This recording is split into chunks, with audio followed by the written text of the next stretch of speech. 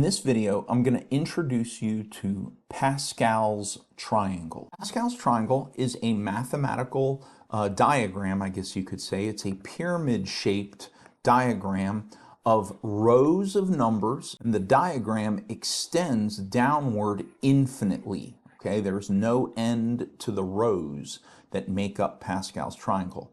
Now, in this video, we're going to refer to the numbers as elements instead of using, sometimes we'll use numbers, but mostly we'll refer to the numbers that are in the rows as elements of the row. And here's a quick look at the top of Pascal's triangle. You can see that it has sort of a pyramid shape to it as it goes down. And these rows, one row, another row, another row, another row, these rows extend down infinitely. And if you wanted to, you could look up Pascal's triangle on Wikipedia or in other places on the internet. Each row of Pascal's triangle has one more element than the row above it. That's what gives its triangular or pyramid shape. Now, in discussing the numbers and the rows and the elements in Pascal's triangle, we're going to use the letter N to represent the row number, and we're going to use the letter R to represent the element in the nth row, in whatever row we're talking about. So if we said N equals 5 and R equals 3, we mean the third element, that's R equals 3, in the fifth row, that's N equals 5. Now it is important to note that there is a 0th row, and each row has a 0th element. Okay, so we don't start with row 1, we start with row 0. And we don't start with element 1, we start with element 0. So in this fifth row, in this third element, that third element is actually going to be after elements 0, 1, and 2. So it'll be element 0, then element 1, then element 2, and then element 3. Now, each row in Pascal's triangle has one more element than its row number. So row 52, which we'll say N is equal to 52, so N equals is row number. So row number 52 has 53 elements. R equals 53. So row 52 has 53 elements in it because each row has one more element than its row number. Next, the first element of each row is called element 0. The final element of each row is going to be called R equals N. Okay, so that element number will be called the element that is the same as the row number. So for example, row 4, which we'll call N equals 4, has 5 elements in it. Why? Because each row has one more element than its row number. So row 4 has 5 elements, and those elements are element 0, element 1, element 2, element 3, and element 4. Notice that the first element is element 0, and the last element, or the final element, is element 4, which is the same as the row number. Now, each row is symmetrical, which means that the left side is equal to the right side. And the largest numbers are in the middle of the row. So what you'll have is, you'll have a number over here, you'll have the same number over here, and as you work your way to the middle from both directions, the largest numbers in each row will be in the middle. The next detail is that each row, every single row in Pascal's triangle begins with a 1 and ends with a 1. So every row will have a 1 over here on the right and a 1 over here on the left. And then as you move towards the center, like we said before, you'll get to larger numbers in the middle. So we'll start with a 1, the numbers will get larger moving to the right, and then from the middle, as we move left or continue to the right, they will then get smaller. Okay? Or you could start at the right and move to the left, and they get larger, and then they would get smaller as you continue moving to the left. Now here's the cool thing. Since each row is symmetrical, it doesn't matter It doesn't matter at all whether you begin at the left or begin at the right, okay? We typically, I guess you could say in America, maybe, we typically start on the left and move our way to the right, but you could just as easily start on the right and move your way to the left. Now, when constructing Pascal's triangle, the triangle begins with row 0 at the top, which is at the top, and it is just a 1. Then, right below row 0 is row 1, which has 2 elements. Why? Well, we said that each row has one more element than the row above it. And each row has one more element than its row number. So row 0 has 0 plus 1 elements. 1 element, just a 1. And it has to start with a 1 and it has to end with a 1. So row 0 has to be just a 1. It starts with a 1 and it ends with a 1. Below row 0 is row 1.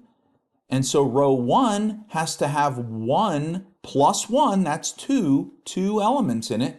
And it has to start with a 1 and it has to end with a 1. That's why the 2 elements of row 1 are just 1 and 1. And our last requirement for Pascal's triangle is that each element, so as we go on to row 2, row 3, row 4, row 5, row 6, row 7, row 8, etc. As we go to each other row, every row begins with a 1 and ends with a 1. Every row has one more element in each row.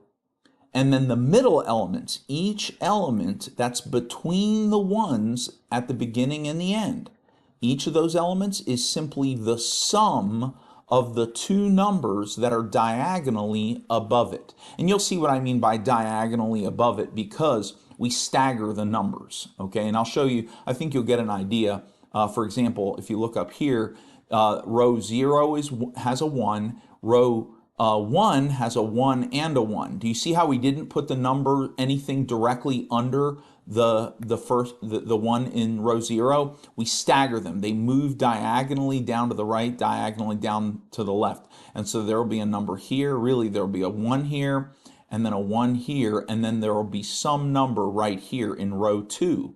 Well, I'm saying it says that these elements that are in the middle, the element that goes right here, is going to be the sum of the 2 numbers diagonally above it. So if we look, this number is diagonally above it, and this number is diagonally above it. And 1 plus 1 equals 2. So there winds up being a 2 right here. So this is row 2 for Pascal's triangle, okay? So let's go ahead and construct Pascal's triangle. All right, let's construct Pascal's triangle. We're going to start at the top. It begins with row 0 and it starts with just a 1. So we're going to put a 1 here and we're going to call that row 0. Now you don't have to write this. I'm just writing that as notation. This is row 0. Then below row 0, right here, is row 1, and it has 2 elements, 1 and 1. I'm gonna stop making such a formal one, and I'm just gonna use these vertical lines to represent the ones. So here's row 1, 1, 1. Okay, that's gonna be row 1 is right there. Now we're gonna put row 2 right here. Okay, and row 2 is, we said every row begins with a 1. Now there are 2 elements here, so that means there's going to be 1, let me write this, 1, 2, 3 elements in row 2 because it has to have one more element than the row before it, okay? So it's going to start with a 1, it's going to end with a 1, and then the number that goes right here has to be the sum of the 2 numbers that are diagonally above it. Okay, so we're going to take the 2 numbers above it, 1 plus 1, that's 2, and we're going to put a 2 right here. Okay, now we're going to do row 3.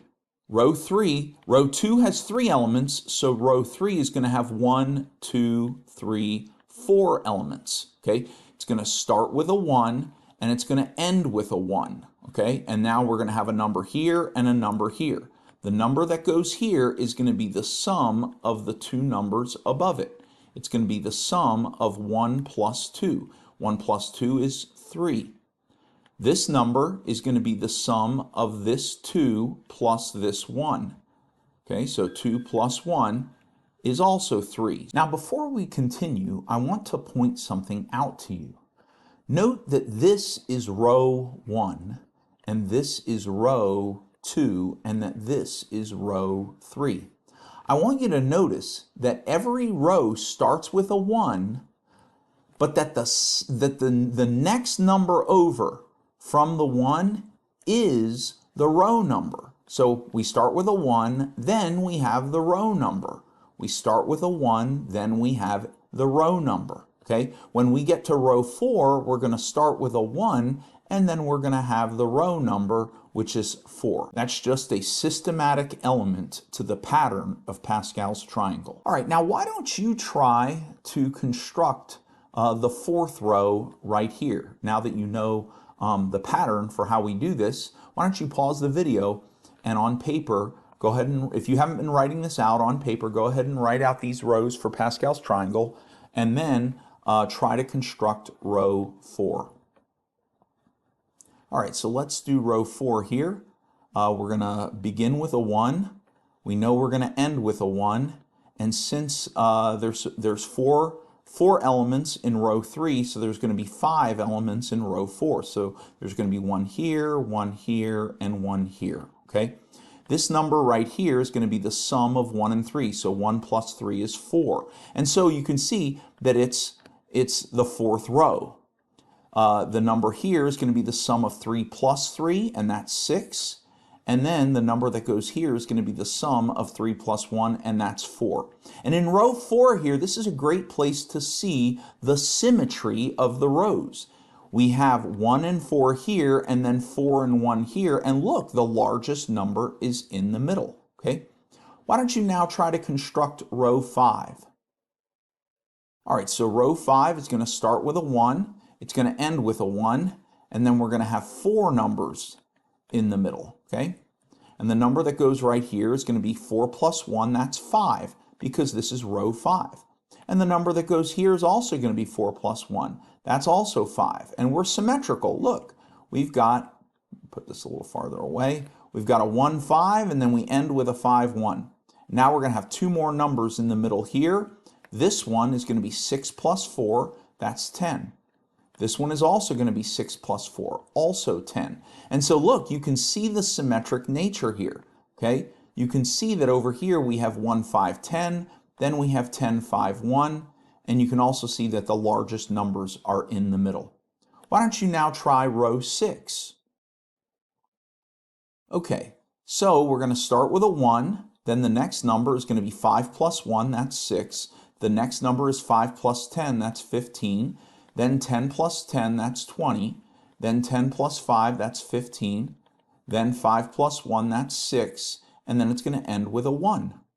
Now you can see that it's getting harder and harder to squeeze the numbers in because they're getting larger and larger in the middle. Now why don't you try row 7, and if you want to, do row 8 after you do row 7. All right, row 7 is going to be a 1. Then 1 plus 6 is 7. Then 15 plus 6 is 21. Then 15 plus 20, that's 35. And 15 plus 20 again is 35. Then 15 plus 6 is 21. And then 6 plus 1 is 7. And then a 1 at the very end. And now row 8, we'll finish up with row 8 here. So we'll start with a 1. Then 1 plus 7 is 8. 7 plus 21 is 28. 21 plus 35 is 56. 35 plus 35 is 70. 35 plus 21 is 56. 21 plus 7, that's 28. 7 plus 1, that's 8. And then there will be a 1 on the end. Okay? And so you could continue. You could do row 9 and row 10 and row 11. And like I said, this actually goes down to, it goes down infinitely. It'll go on forever. And what we're going to do is in future videos, we are actually going to be able to construct rows of Pascal's triangle without doing the first rows. I'm going to show you how you can actually construct row 15 without doing row 14, without doing row 13. You won't have to do any of those. You'll be able to construct row 15 with a mathematical technique that is very easy to use, especially if you have a calculator. And now to finish up, I thought maybe I would show you a neat application of Pascal's triangle. Okay, this is row 0. This is row 1. This is row 2. This is row 3, and this is row 4. Okay. And here's what I want to show you, that you can do the powers of 11. When I say powers, I mean like to the 0 power, to the first power, to the second power, to the third power, and to the fourth power using Pascal's triangle. So watch this. 11 to the 0 power, well, we know that any number to the 0 power equals 1. And look, 0, and there's a 1. And 11 to the first power, well, 11 to the first power is 11. And look, here's an 11. And did you know, you probably already know this, that 11 to the second power, which is 11 times 11, is equal to 121. And look, that's 121. Now, this is going to freak you out. Let's do 11 to the third power, which is 11 times 11 times 11. So I'm going to go over to the NumWorks calculator, and so we'll go into the calculation app, and we're going to do 11 times 11 times 11. And look what we get, 1331, 1,331. Now I think that that is pretty amazing. Look, 1,331. And so 11 to the third power is 1331. Now, I bet you can't guess what 11 to the fourth power is. 11 times 11 times 11 times 11. I'll bet you're already guessing. If you said 14,641, you are right. Let's prove it. 11 times 11 times 11 times 11. And look, 14641. Tell me that is not amazing. Now, I want you to know that this 14641, this is just one neat, cool application of Pascal's triangle. But there are a lot more, and we're going to look at least a couple of them as we learn about probability and continue learning about Pascal's triangle.